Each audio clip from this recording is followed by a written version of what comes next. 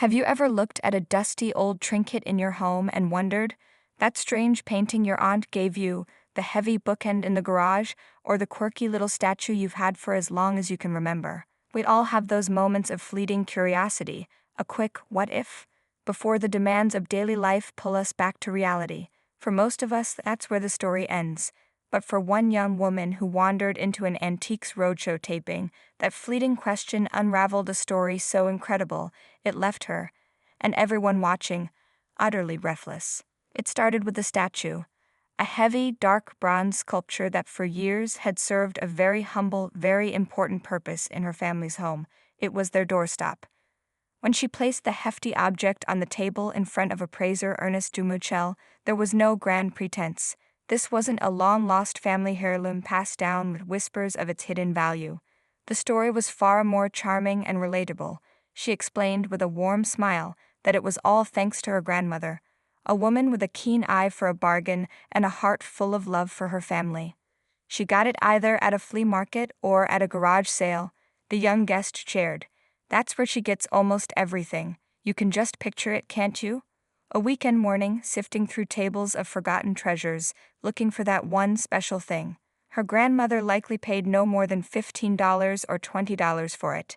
The reason she picked this specific piece out from a sea of secondhand goods was pure sentiment. She got it because my sister, Portia, my dad, and I all like Greek and Roman mythology, she explained.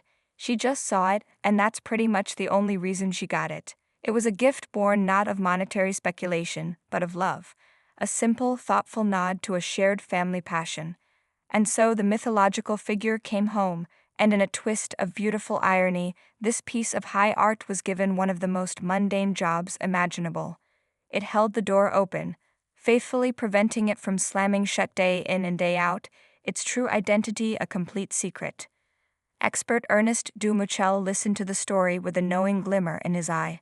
As an appraiser, he's seen it all, but there are some objects that just hum with a hidden importance. He gently turned the statue, his hands tracing the lines of the sculpture. He knew this was no ordinary doorstop. He addressed a key point of confusion that had stumped the family. The signature on the base clearly read Emile Habert. The guest had tried looking him up, but her searches led to dead ends, reinforcing the idea that it was probably just a decorative replica. This is where the expert's knowledge became the key to unlocking the mystery.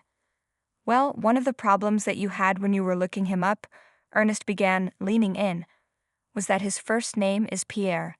So you had to know that this signature, which is here, Emile Habert, is actually Pierre Eugène Emile Habert. With that one sentence, the world of the statue cracked wide open. This wasn't a nameless copy, it was the work of a renowned 19th century French sculptor. But the revelations were just getting started. Ernest pointed to the exquisite details that elevated the piece from mere decoration to true art. What I like about the piece is that first of all it's bronze, and it has the gold doré inlays on it, which are very, very nice.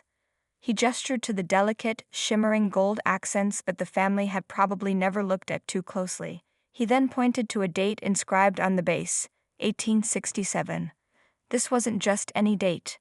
Ernest explained that 1867 was the very year the sculpture was exhibited at the prestigious Salon in Paris, the most important art event in the Western world at the time, and it didn't just appear there, it won a gold medal. Let that sink in.